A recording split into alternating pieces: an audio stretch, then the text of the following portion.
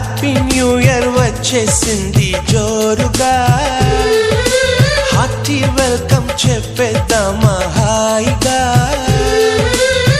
కొత్త కొత్త ఊహల్లో తెలిపోటియా, మనసులోని ఆశల్ని పంచుకో బ్రదర్. గుండెలోని భావాలు గుప్పుమన్న ఈ వేళ, కదిలల్లే కాలపు కన్నెకి టాటా చెప్పుదామా. జనవరితో అడుగులు వేస్తూ ముందుకి పోదామా.